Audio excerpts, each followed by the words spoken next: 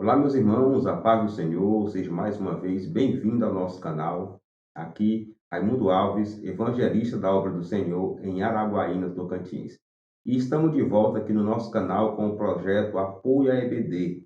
Esse projeto que visa ajudar você que atua na escola bíblica dominical, que dá aula, que ministra o comentário da lição. Eu sempre peço aqui no início para os irmãos se inscrever no canal, compartilhar, dar o like. Quando você compartilha, você mostra para a plataforma que você gostou do conteúdo que você está assistindo e mostra também para outras pessoas que existe esse projeto, existe esse canal para ajudar os irmãos no conteúdo da lição, né, a ministrar o comentário da escola bíblica dominical. E como você sabe, aqui nós temos um passo a passo, um conteúdo diferenciado. Nós visamos abordar detalhadamente cada passo do comentário, da lição, ver a visão do autor, ter essa análise pedagógica, didática do conteúdo da lição.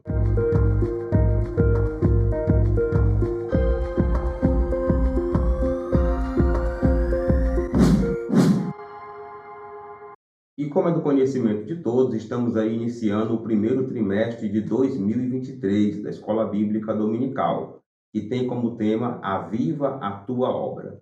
A ideia é estudar, fazer várias abordagens sobre avivamento espiritual, incluindo o Antigo Testamento, o Novo Testamento e vários outros aspectos.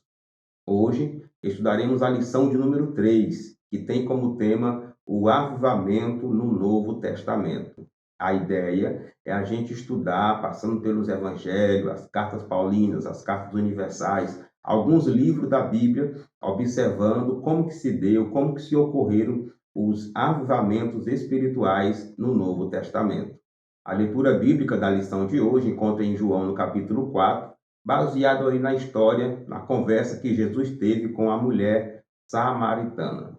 Essa aula, a motivação dela, o que justifica ela acontecer, é justamente trazer para a igreja a visão de diversas formas de avivamento espiritual ocorrida no Novo Testamento. Trazer também alguns princípios que regem as abordagens nos livros, nos evangelhos, nas cartas, conhecer como que se deu alguns avivamentos no Novo Testamento e o principal deles, que é o que está registrado em Atos, no capítulo 2.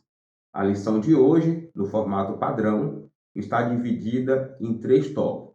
Precisamos ter uma atenção aí ao primeiro tópico, porque ele tem 4 subtópicos.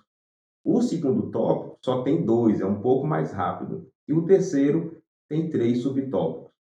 E é importante a gente entender isso, porque a gente precisa adequar, dentro do tempo que nos foi passado para ministrar a aula, o conteúdo que a gente tem que apresentar, né? O conteúdo que está na lição, na revista, que tem que passar para a igreja. Então, é importante você conhecer a estrutura da lição e o tempo que lhe for passado para ministrar a sua aula.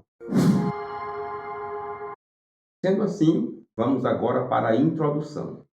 É na introdução que nós conhecemos os primeiros argumentos do autor. É onde ele coloca os pontos iniciais, mostrando aí o que nós vamos estudar durante a lição. E nós iremos passo a passo, devagar, estudando cada frase, cada tópico, cada parte, para ajudar a entender melhor o que o autor quis passar para nós.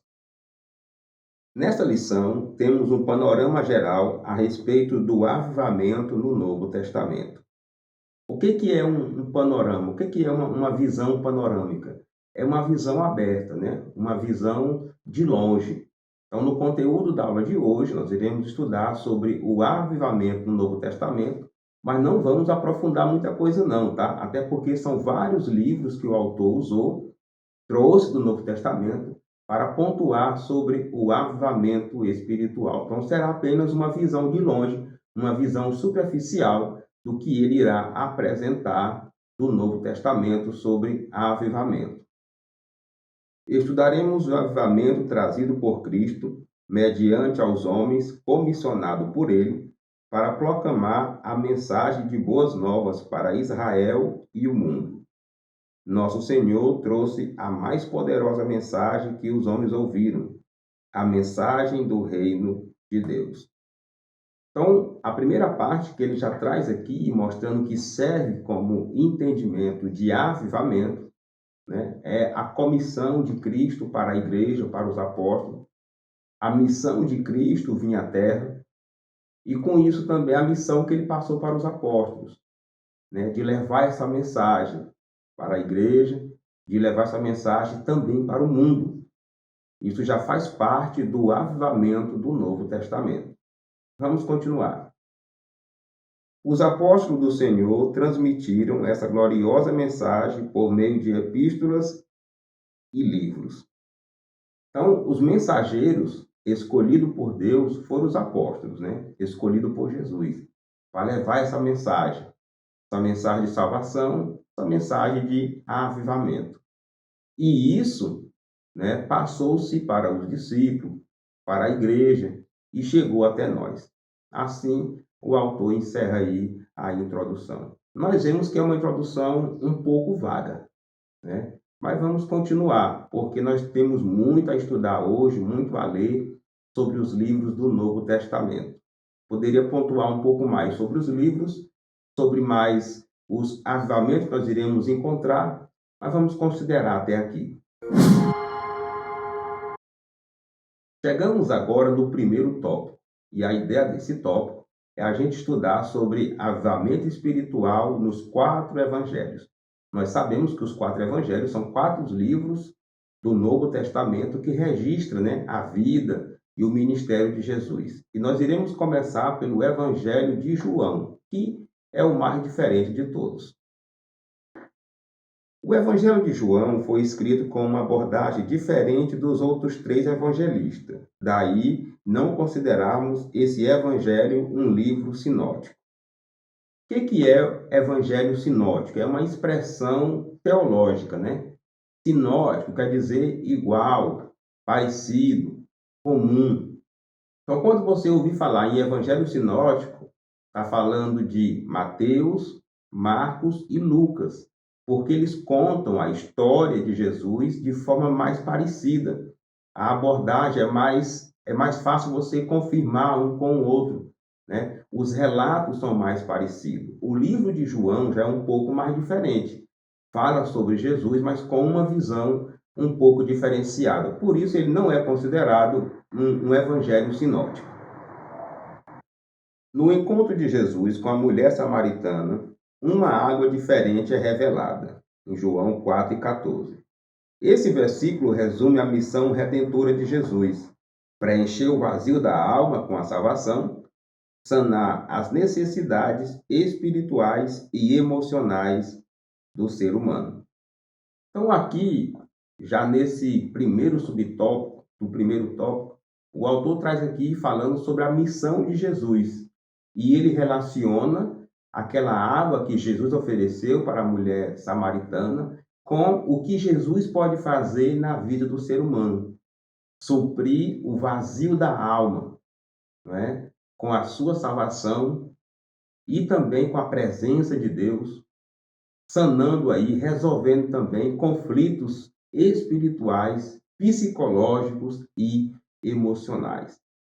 Então, aquela água que Jesus falou, maravilhosa, que a pessoa não voltaria a ter sede, é simbolizada aqui pelo autor, é marcada aqui pelo autor como esses benefícios que acontecem na nossa vida, na vida de uma pessoa que crê em Jesus. É a missão de Jesus, transformar vidas.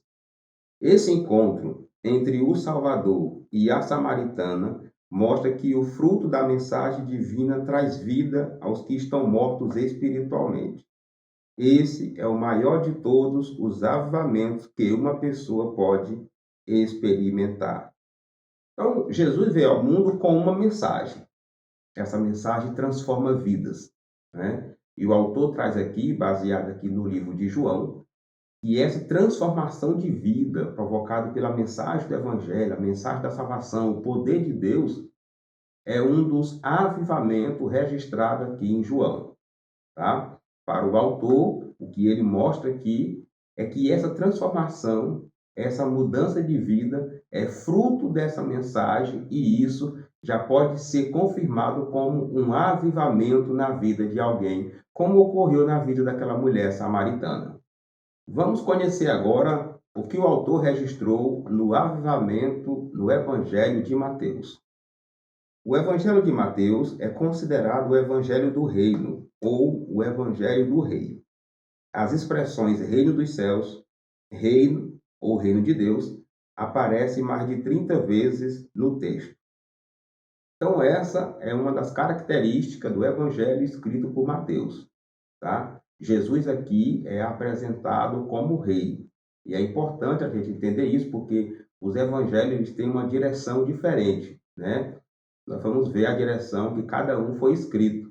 E aqui Jesus é apresentado como rei. Por isso, o Evangelho de Mateus é conhecido como o Evangelho do Reino, porque cita muito a palavra reino, reino dos céus, reino de Deus.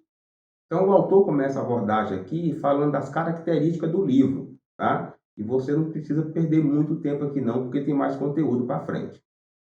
O propósito primário de Mateus é revelar aos judeus e depois ao mundo que Jesus é o Messias prometido no Antigo Testamento por meio dos profetas.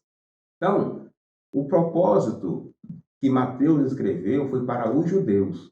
Por isso que Jesus é apresentado como rei, tá? Como Messias, como o prometido do Antigo Testamento. Mateus preferiu pegar essa linha de pensamento porque o povo para quem ele estava escrevendo era o povo judeu. Claro que depois o evangelho também passou para todo mundo, mas o foco inicial era o povo judeu. Por isso que tem essa linguagem específica, falando em reino de Deus, reino dos céus, né? Justamente por isso, porque ele queria abordar direcionado ao povo judeu e depois para o mundo.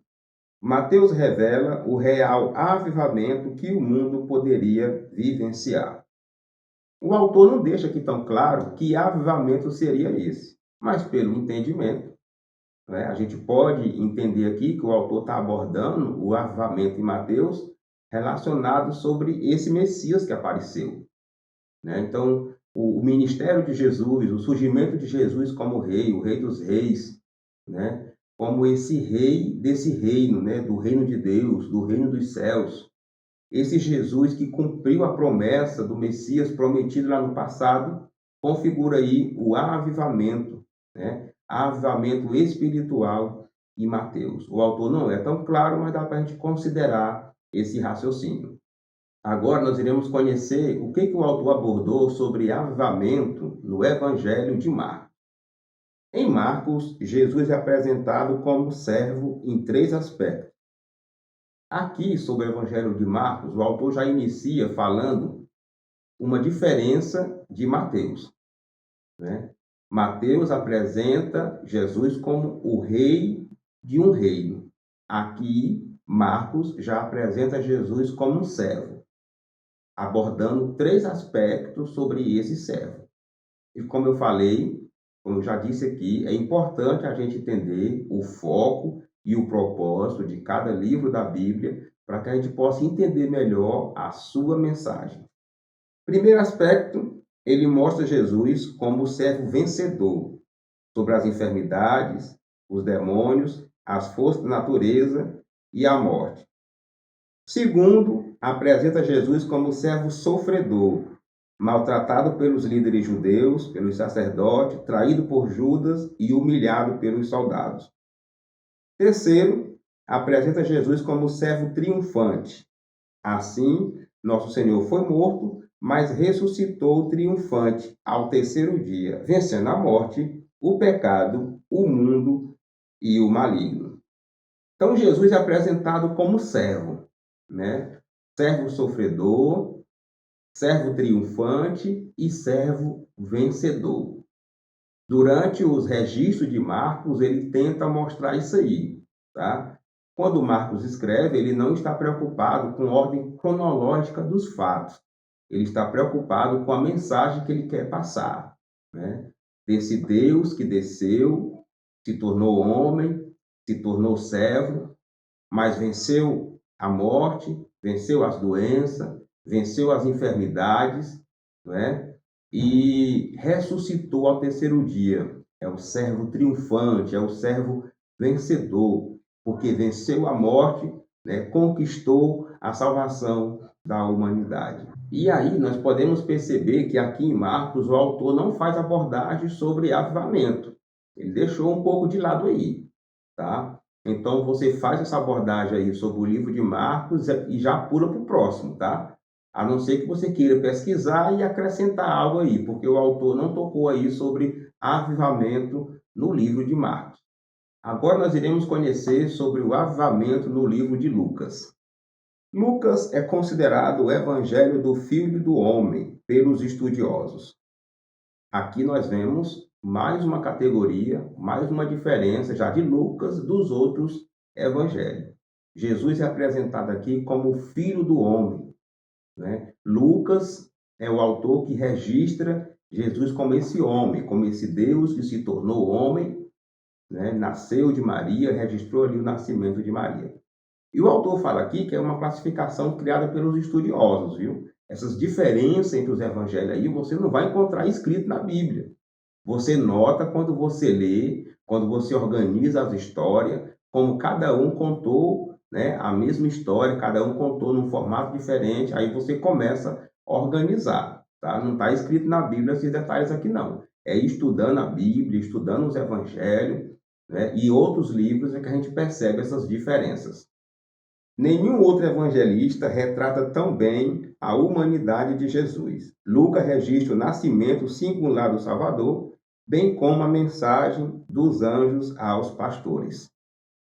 Então, se você quiser estudar cristologia, né, quiser estudar sobre Jesus, principalmente ele como um ser humano, o livro de Lucas é o ideal, né? Registrou o nascimento de Jesus, registrou também o nascimento de João Batista, aquele episódio no início ali, né? E traz toda uma trajetória. E é importante também destacar que Lucas escreveu baseado numa pesquisa, né? Ele não viu, ele não viveu, ele não estava lá junto com Jesus, mas ele fez um apanhado, fez uma pesquisa e conseguiu contar toda a trajetória da vida de Jesus. Um novo tempo que chegava para Israel e o mundo era o avivamento enviado dos céus. Então, aqui em Lucas, o autor fala que avivamento aqui é esse novo tempo que o mundo passou a viver com a presença de Jesus na terra, com a presença dele no mundo e depois que ele voltou para os céus. A vinda do Senhor, né, que é chamado de plenitude dos tempos, o autor considera aqui como um avivamento, né, cumprimento de promessa, porque Deus havia prometido que Jesus, né, que o Messias haveria de vir. Então, aqui em Lucas, o avivamento aqui é essa presença de Jesus, com a mensagem salvadora dele, com a mensagem libertadora, registrada pelos evangelhos e aqui por Lucas. Vamos fazer agora uma conclusão desse tópico. O que é que nós estudamos aqui nesses 4 subtópicos? Nós estudamos que os 4 evangelhos falam sobre Jesus, mas 3 deles são considerados sinóticos. Todos eles relatam a vida de Jesus, porém têm focos e mensagem diferentes, não é? O objetivo é um só, o propósito é um só, né? Só que foram escritos e direcionados para pessoas, para grupos diferentes. Por isso que a gente encontra um relato contado de uma forma, outro relato contado de outra, mas isso não é contradição. É simplesmente a visão de cada escritor que escreveu o seu evangelho. Nós podemos concluir também, nesse primeiro tópico, que os evangelhos apresentam uma visão única no sentido que Jesus é o Salvador do mundo. Os 4 evangelhos contam isso. Os 4 evangelhos apresentam isso. E esse é o avivamento de Deus marcado ali no início dos evangelhos. A vinda do Messias, a vinda do Salvador. Essa é a mensagem dos evangelhos. Como diz em João 3,16, né? Que Deus amou o mundo de tal maneira que enviou o seu Filho para salvar todo aquele que nele crê e assim conceder a vida eterna. Então essa é a mensagem dos evangelhos. Deus se fez homem, habitou entre nós para salvar a humanidade. E para finalizar essa parte da conclusão desse tópico, nós podemos perceber, estudando os 4 subtópicos, que o autor considerou, né, esse registro, essas boas novas da vinda de Jesus, a vida dele aqui, o registro nos evangelhos como um avivamento, né? Então, pegando o apanhado aí do que o autor abordou, a história de Jesus narrada dos evangelhos é uma história de avivamento espiritual para a igreja e também para o mundo. Esse tópico pode ser aplicado para corrigir algumas situações. Primeiro, nos levar a entender que a Bíblia, o Novo Testamento, tem frases diferentes da mesma história, tem texto diferente, tem narrativa diferente, porém isso não é contradição, tá? Algumas pessoas se apegam em algumas diferenças de palavras, algumas quantidades, algumas narrativas para dizer que a Bíblia não é verdadeira, para dizer que a Bíblia se contradiz, certo? Mas isso aí é analfabetismo bíblico, tá? A Bíblia não se contradiz. Na verdade, são narrativas um pouco diferentes, porque cada autor tinha a sua visão da história e tinha também o seu público direcionado para quem ele estava escrevendo. Mas a verdade é que a Bíblia se fecha contando uma história só. A história de um Deus que amou a humanidade pecadora e enviou seu Filho para salvar esta humanidade. Esse tópico ele serve também para nos mostrar o quanto que o Espírito Santo respeitou a liberdade textual, né, teológica, mental, psicológica dos escritores da Bíblia, tá? Eles não estavam numa espécie de transe, eles estavam normais, como seres humanos escrevendo. E cada autor escreveu focando num público e o Espírito Santo respeitou isso aí. O Espírito Santo colocou nas suas mentes as palavras certas, mas ele respeitou os recursos literários da época, a escrita de cada um, o formato e o público para onde iria aquela carta, para onde iria ser direcionado aquele evangelho. E é importante a gente entender isso para que a gente, quando notar alguma história, alguma narrativa um pouco diferente, não achar que a Bíblia tem erro. Não é erro, você precisa entender as circunstâncias, o contexto que aquele texto foi escrito, que aquele livro foi escrito. E o Espírito Santo respeitou tudo isso. Este tópico também ele pode ser aplicado para corrigir algumas crenças erradas que algumas pessoas têm sobre avivamento. De achar que avivamento é pula-pula, é reteté, é isso e aquilo. E nós vimos aqui, nesses 4 evangelhos, estudando agora, que o maior avivamento acontecido na Terra, né, um deles foi a vinda do Salvador, a vinda do Messias, o cumprimento da promessa, as curas que aconteceram, os milagres que aconteceram no ministério de Jesus, né? Expulsou demônios, curou pessoas, ressuscitou outras pessoas, operou muitos milagres e maravilhas. Isso também é avivamento, meus irmãos. Muitas vezes nós queremos considerar um culto avivado aquele culto em que as pessoas simplesmente pulam, em que o pregador muda o tom de voz, o pregador salta para um lado, salta para outro. Mas salvação de vidas também é avivamento. Cura também é avivamento. Libertação de vida também é avivamento. Então, que possamos aprender nesse primeiro tópico, né, o poder do avivamento espiritual ocorrido no ministério de Jesus que os evangelhos nos apresentam. Chegamos agora, meus irmãos, no segundo tópico. Nós iremos conhecer agora o que o autor registrou aí de avivamento em Atos dos Apóstolos. O avivamento na igreja primitiva. A mensagem do livro de Atos transcende a história da igreja primitiva.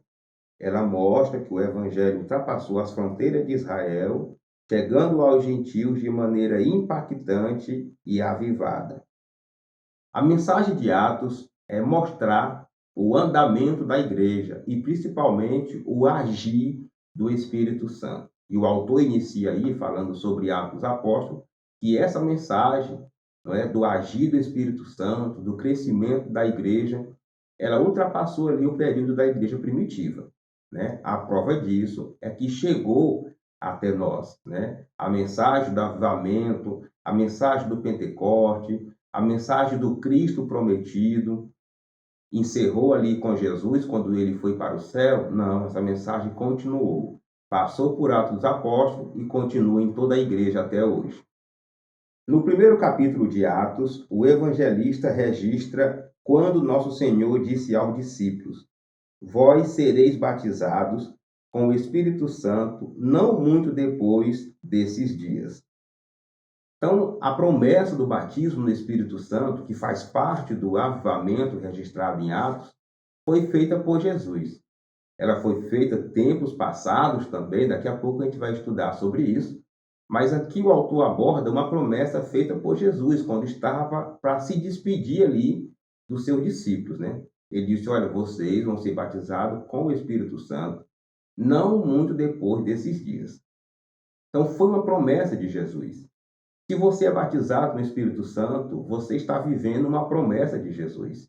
E se você não é batizado no Espírito Santo, busque para que essa promessa também seja uma realidade na sua vida. O cumprimento dessa promessa na vida da igreja seria o maior avivamento ocorrido na história. Então, o que Jesus falou se cumpriu. O avivamento aconteceu. O batismo do Espírito Santo aconteceu justamente no dia de Pentecostes, que está registrado ali em Atos, no capítulo 2. Jesus prometeu e se cumpriu. E o autor fala aí que é o maior avivamento da história. Não é à toa que sempre que se fala em avivamento, sempre se relaciona ali ao dia de Pentecostes. Por isso, alguns até consideram, que as igrejas mais avivadas são as igrejas consideradas pentecostais, ou seja, que dão lugar, que dão ênfase para acontecer nas suas vidas aquilo que aconteceram no dia de Pentecostes. No segundo subtópico, o autor faz uma abordagem sobre a descida do Espírito Santo. Vamos ver o que ele escreveu. O batismo no Espírito Santo, registrado em Atos 2, é o cumprimento da promessa de Deus feita em 835 a.C.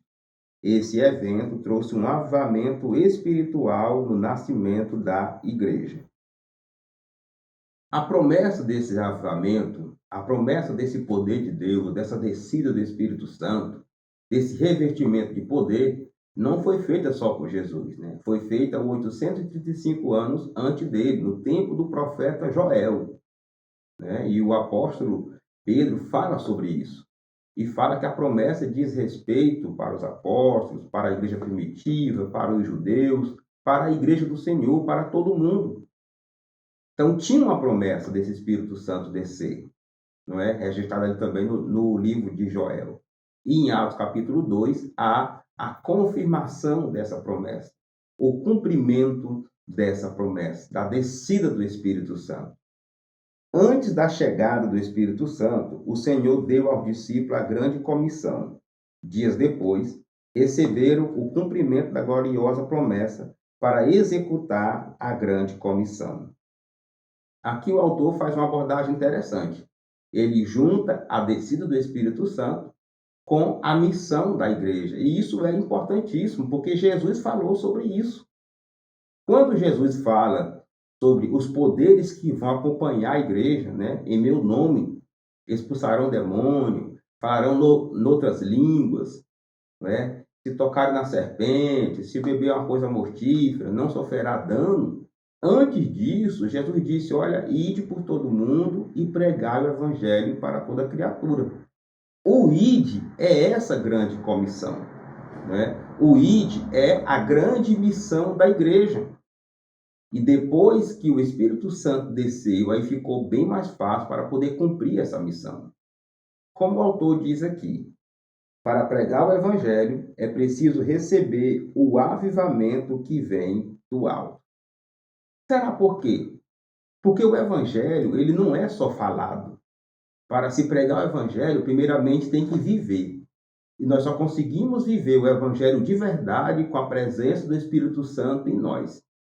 Só que pregar o evangelho é além disso, tá? Pregar o evangelho é mostrar o que o evangelho faz. Curar uma pessoa, libertar outra, expulsar um demônio, confirmar o poder de Deus. Esse é o principal papel do Espírito Santo hoje com a igreja.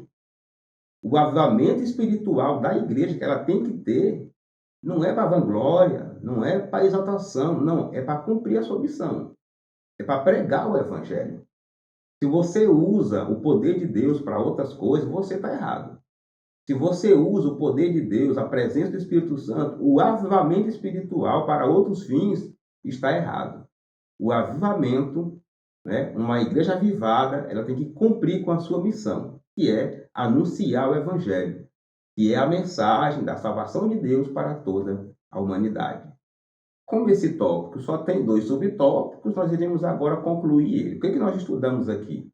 Nós estudamos aqui que a igreja primitiva, registrada ali no livro de Atos, ela presenciou o maior avivamento da história, prometido ainda no livro de Joel, pelo profeta Joel, prometido por Jesus, que o Espírito Santo ia descer, e realmente aconteceu. Está registrado em Atos, no capítulo 2, o dia de Pentecostes. E que isso sirva de lição para nós. As promessas de Deus se cumprem. O avivamento prometido por Jesus, prometido por Joel, aconteceu. E ele deve ser também uma realidade para os nossos dias. Não ficou simplesmente na igreja primitiva. Deve fazer parte também da história da igreja. Podemos concluir também que o verdadeiro avivamento espiritual é para ajudar a igreja a pregar o evangelho, tá? Dar poder de Deus. Até porque, quando pregamos o evangelho, estamos combatendo o reino das trevas. E precisamos de poder de Deus. E o poder de Deus vai vir através do Espírito Santo. Por isso que o nome é avivamento espiritual. É o Espírito Santo que concede esse avivamento. Então, no Novo Testamento, nós estamos aprendendo que a igreja primitiva viveu isso. Só que ela fez uso do avivamento para pregar o evangelho, para cumprir a grande comissão. É o que nós estamos estudando até aqui. Jesus concedeu poder para a igreja, para que ela possa pregar o evangelho, pregar a palavra de Deus com liberdade, com ousadia e também com o poder dele. Este tópico pode ser aplicado para corrigir alguns problemas que nós temos hoje na igreja. Um deles, a crença do cessacionismo. O que é isso? Algumas igrejas acreditam que o batismo do Espírito Santo, o poder de Deus, o avivamento espiritual parou simplesmente ali na igreja primitiva, cessou ali, né? E acreditamos que não. Deus é o mesmo, a promessa continua e o Espírito Santo é o mesmo. Então não acredite nessa ideia do cessacionismo, que cessou, tá? O poder de Deus continua, a pregação do evangelho continua, precisa ser, e precisamos do poder de Deus. Então, falar em outras línguas, ser batizado no Espírito Santo, ser revestido desse poder, ter uma vida avivada, faz parte também da igreja dos nossos dias. Este tópico serve também para combater o pensamento de alguns aí que acham que o Antigo Testamento é isolado do Novo. Tem pessoas que acreditam nisso. Tem uns que só dão moral para o Antigo Testamento, outros só dão moral para o Novo Testamento. Mas a verdade é que os dois se complementam. E estudando sobre avivamento espiritual aqui no Novo Testamento, nós podemos ver aí que o avivamento aconteceu porque tinha promessa no Antigo Testamento. Tanto sobre Jesus, sobre a vinda dele, como também sobre o derramamento do Espírito Santo. Tá? Então não caia nessa ideia aí, tá? De separação da Bíblia. O Novo Testamento complementa o Antigo e o Antigo complementa o Novo. Esse tópico nos ajuda também a corrigir um problema, principalmente nas igrejas pentecostais, de pessoas que acham que avivamento espiritual é simplesmente pular, falar em línguas, se alegrar, né? Que um culto avivado é um culto onde o pregador pula, salta, fala muitas línguas estranhas, onde as pessoas se emocionam, né? E igreja avivada é aquela igreja que todo culto tem pula-pula, todo culto as pessoas choram, extravasam ali na presença de Deus. Não é só isso, não. Viu? Uma igreja avivada, para começar, ela é uma igreja missionária. É uma igreja que prega o evangelho. Se você acha que você está avivado e você não se envolve com serviço de missões, você não se envolve com serviço de evangelização da sua cidade, do seu bairro, da sua igreja, você está errado, viu? O avivamento não está acontecendo na sua vida, não. Baseado aqui no que nós estudamos, o avivamento espiritual, o poder de Deus, não é para ninguém se exaltar, não é para ninguém se gabolar, para se achar mais crente do que o outro, mais espiritual do que o outro, fazer disputa de festa, disputa de congresso, disputa de pregador. Não, não é por aí não, tá? Avivamento espiritual é para confirmar a pregação do evangelho, a mensagem do evangelho.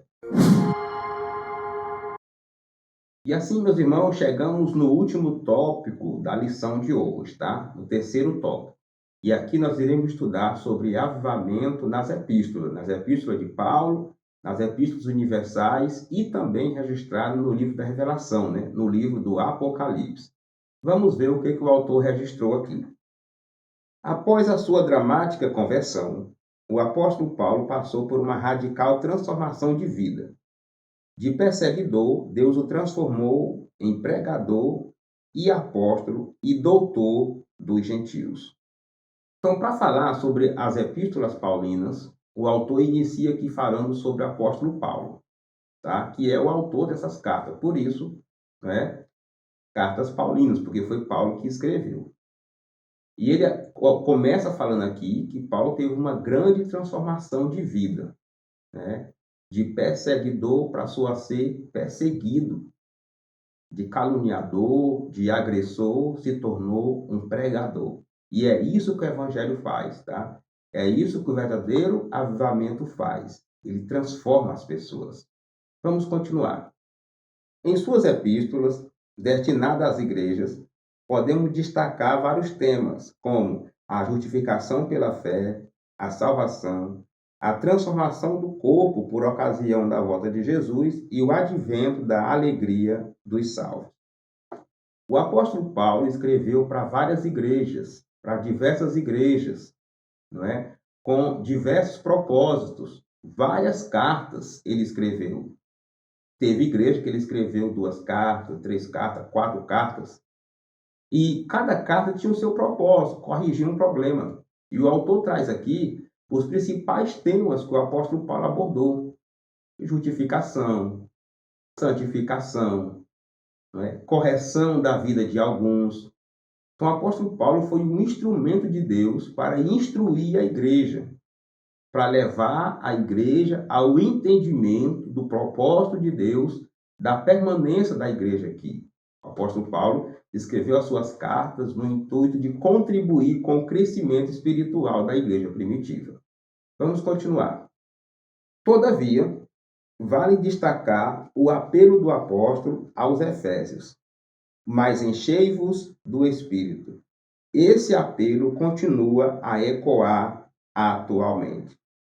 Então, quando Paulo escreveu aos irmãos de Éfeso, ele fez esse apelo, né? Enchei-vos do Espírito Santo de Deus, né? E não se envolva com o vinho em que há contenda. Existe também um outro registro do apóstolo Paulo escrevendo aos Gálatas, quando ele diz: andai no Espírito. Então, são recomendações que servem até os nossos dias de hoje. Paulo mostrou para nós que ele era totalmente dependente do Espírito Santo. Era um crente avivado, era um apóstolo avivado. Teve o seu ministério apostólico pregando, plantando igreja, iniciando trabalhos, fez várias viagens. E isso mostra para nós, né, nas suas histórias, nas suas cartas, o que é um cristão avivado de verdade, não é? E o principal argumento dele, que mostra a presença do Espírito Santo, está aqui, né? Enchei-vos do Espírito Santo de Deus. Ah, se todo crente seguisse esse ensinamento do apóstolo Paulo. Nas epístolas gerais ou universais. As epístolas universais apresentam 8 documentos. Aparentemente, sem perspectiva avivalista, elas revelam princípios que dão suporte à vida cristã. O que são as epístolas universais? São cartas, escritos, direcionados à igreja de forma geral. São escritos que não foi direcionado a uma única igreja, a um único povo, a uma única comunidade. Nós temos, né, a epístola de Judas, de Pedro, de João, temos escrito aos Hebreus, são consideradas aí cartas gerais, né? O escrito de Tiago. E por mais que elas não tenham um foco de avivamento, não trata diretamente com isso, mas elas tratam de princípios que devem ser seguidos por um crente avivado. Vamos continuar. Essas epístolas revelam a supremacia de Cristo em todas as esferas da vida, o valor da fé e da salvação, acompanhados de boas obras, o valor da santificação e do amor de Deus derramado nos corações. Aqui o autor faz um rápido apanhado, e você pode até ler aí com os irmãos da igreja algum desses textos bíblicos que confirma o que o autor está dizendo aí. Ele fez um apanhado dos principais argumentos, dos principais temas, das principais citações ocorridas aí nas epístolas, né, nas cartas universais. Você pode aproveitar esse momento para a sua aula aí e pedir para alguém ler, para confirmar realmente o que o autor está dizendo. Esses princípios apontam para uma vida cristã avivada. Meus irmãos, não existe avivamento sem obediência a princípios bíblicos, tá? Não existe avivamento sem obediência aos princípios de Deus, aos princípios da Bíblia. Então, nós vimos aqui que, por mais que nessas cartas universais, das epístolas gerais, não trata diretamente sobre avivamento, mas traz princípios para nós que um crente avivado tem que seguir. Ou, se não é avivado, pelo menos seguir para ser um cristão avivado, para ser uma igreja avivada. Então, essas epístolas também têm a sua importância para o avivamento espiritual da igreja no Novo Testamento. Vamos conhecer agora o que o autor escreveu sobre avivamento no último livro da Bíblia, que é o livro do Apocalipse. O último livro da Bíblia traz revelações a respeito do fim dos tempos. A revelação do Cristo glorificado, o arrebatamento da igreja, o tribunal de Cristo, a entrega dos galardões, as bodas do Cordeiro, etc. Então, o livro do Apocalipse é um livro que causa até medo de algumas pessoas devido ao que é registrado ali por João quando teve aquela visão. Mas, na verdade, ele traz ali um pouco do conteúdo que vai acontecer no fim dos tempos. E o fim dos tempos, o fim do mundo, não é uma coisa pequena. Tá? Tem vários episódios.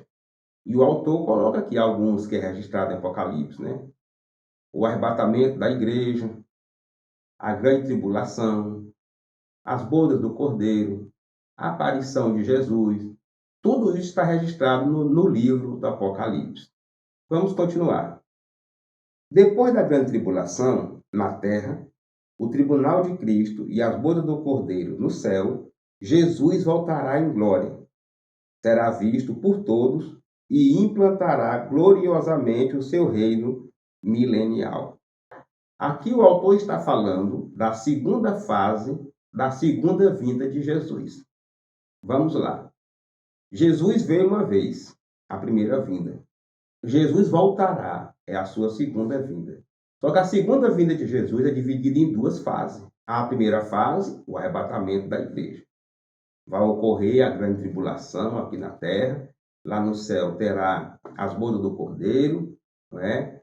Terá também o galardão para os crentes.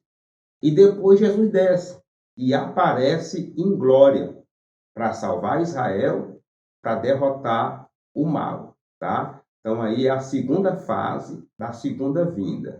Na primeira ele vem oculto para raptar a igreja. Na segunda ele vem de forma visível quando todo o olho verá. E aí ele vem, derrota o mal, derrota o inimigo, liberta Israel e implanta ali o seu reino milenial. 1000 anos de paz. Nesse dia, o mundo viverá o maior e o último avivamento da história. O que é o reino milenial? É o reino onde Jesus vai governar, para se confirmar de forma literal que ele é o Rei dos Reis e que ele é o Senhor dos Senhores. Então, sim, meus irmãos, Jesus vai governar esse mundo de forma literal. Ele vai governar de Jerusalém. E o autor aqui está dizendo, né, baseado em Apocalipse, que o mundo ali vai viver, vai receber, vai contemplar, não é, o maior de todos os avivamentos registrados ali no fim dos tempos. Um grande avivamento vai acontecer, porque Jesus vai governar o mundo. Ele vai instaurar ali o seu reino milenial. Assim nós encerramos aqui a abordagem sobre o Apocalipse, né? Falando aí sobre a parte do avivamento no Novo Testamento. Assim, vamos concluir aqui o que nós estudamos aqui no terceiro tópico. Primeiramente, estudamos sobre o apóstolo Paulo e as suas cartas, né? As cartas paulinas, aonde aborda vários princípios para a igreja, várias recomendações, vários temas feitos pelo apóstolo Paulo, mas principalmente andar no Espírito e ser cheio do Espírito Santo de Deus. Estudando as epístolas gerais, nós aprendemos que elas não focam diretamente, não direcionam sobre avivamento, porém traz para nós princípios para uma vida cristã verdadeiramente avivada. Ou seja, não há avivamento sem obedecer esses princípios. Nessas epístolas gerais são abordadas diretrizes, recomendações para um crente ser avivado e também recomendações para aquele que é avivado de verdade. Um crente avivado de verdade, uma igreja verdadeiramente avivada, procura obedecer, seguir os princípios da palavra de Deus. E para encerrar, nós estudamos sobre o avivamento do Apocalipse, que traz aí o episódio do reino milenial de Jesus, né? O milênio. No período do milênio será um período de grande avivamento espiritual na terra, porque a terra, o mundo, vai ser governado pelo próprio Deus na pessoa do nosso Senhor Jesus Cristo, o Rei dos Reis e o Senhor dos Senhores. Esse tópico pode ser aplicado na nossa vida, no dia a dia dos crentes, principalmente quando vão estudar a Bíblia, para aprender, perceber o direcionamento de cada texto, o que é abordado e aprender a separar esses detalhes. Alguns pregadores não gostam de pregar sobre Paulo porque acham muito exortativo, acham temas muito polêmicos, né? Acham alguns assuntos que são desnecessários e por isso não usa muito as expressões de Paulo, os ensinamentos deles. Mas se estudar direitinho, se for observar, vai perceber que nos escritos de Paulo também é encontrado mensagem de avivamento, mensagem também do poder de Deus, tá? Nos escritos dele é possível encontrar, basta estudar, dedicar direitinho. Então esse tópico pode ser aplicado nesse sentido, tá? Tanto para as epístolas paulinas, como também nas epístolas gerais. A Bíblia se completa. Não podemos viver com uma vida cristã rejeitando alguns textos e valorizando outros. Temos também a aplicação desse tópico para aqueles irmãos que gostam de viver procurando textos de fogo, hino de fogo, texto de sangue, né? Hinos de sangue. Tem pessoas que só procuram esses textos na Bíblia e esquece que a Bíblia se completa. Não existe crente avivado de verdade sem obedecer os mandamentos, sem estudar o Sermão do Monte, não é? Sem aprender as orientações e recomendações do apóstolo Paulo, sem entender o que Tiago falou, que a fé sem obras é morta. Então precisamos estudar a Bíblia por um todo, parar com essa meninice, com essa coisa de sair procurando palavra de fogo, né? Palavra de promessa, texto disso, texto daquilo. Não, a Bíblia se completa. Se você acha um texto bonito, um texto importante, estude ele por um todo. Tente assimilar ele com outros textos das Escrituras. Isso faz bem e traz para nós maturidade espiritual. Vamos deixar de ser menino, vamos deixar de estar caçando palavrinha aqui e acolá, porque toda a Escritura, divinamente inspirada, é apta para nos ajudar, nos instruir, nos direcionar no caminho de Deus. E assim, meus irmãos, chegamos agora na conclusão. Vamos ver o que o autor abordou aqui para fechar esse assunto, fechar o raciocínio, fechar essa lição. O Novo Testamento é a revelação de Deus para a sua igreja e a mensagem de salvação para toda a humanidade. Então, a Bíblia é considerada a revelação de Deus para a humanidade, revelação escrita. E o Novo Testamento não foge disso, né? O Novo Testamento traz para nós Deus, o Emanuel, né? Deus conosco. O Novo Testamento prova para nós que Deus cumpriu o Antigo. O que está de promessa no Antigo Testamento se cumpre no Novo Testamento, principalmente com a vinda do Messias. Ao longo desse divino documento, podemos perceber a vontade de Deus para um avivamento genuíno do seu povo. Então, se tem alguém que está interessado em que o seu povo, a sua igreja seja avivada, é Deus, tá? E esse avivamento se confirmou com a vinda de Jesus, se confirmou com o derramamento do Espírito Santo no dia de Pentecostes e se confirma cada vez que você libera o agir de Deus na sua vida, que você atende ao que o apóstolo Paulo diz, né? Anda no Espírito, é cheio do Espírito Santo. Deus está interessado em que a sua igreja seja avivada. O Novo Testamento revela o plano de Deus para o mundo, bem como suas diretrizes para que a igreja exerça de maneira avivada a sua missão na terra. Deus tem um plano para a humanidade, salvar. E o Novo Testamento é que traz essa mensagem. E a igreja é que tem essa missão de anunciar essa mensagem. A Bíblia ela não existe só para você levar para a igreja e trazer. Ela não existe simplesmente para você deixar ela num lugar, numa cômoda ali guardada. Não. A Bíblia existe para você pregar, para você ensinar. E é por isso que nós precisamos do avivamento de Deus. Porque a principal mensagem do Novo Testamento são as boas novas, as boas notícias, né? E que boas notícias são essas? É que Deus quer salvar a humanidade. O avivamento espiritual na igreja não é para vanglória, não é para exaltação, não é para mostrar que é mais poderosa do que outra, que é melhor do que outra. Não, não é para isso.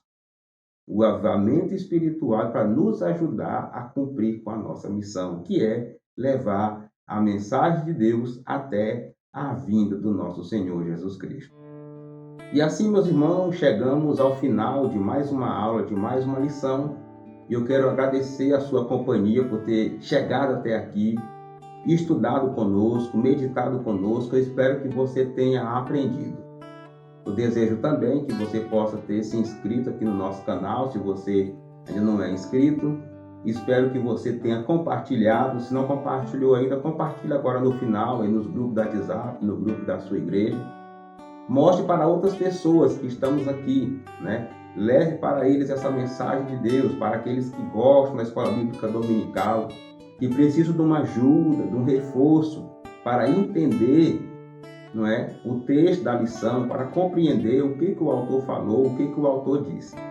Nossa missão aqui é essa, tá? O nosso propósito é esse, ajudar todos os irmãos que estudam e que atuam aí na escola bíblica dominical. Eu desejo a você uma ótima EBD.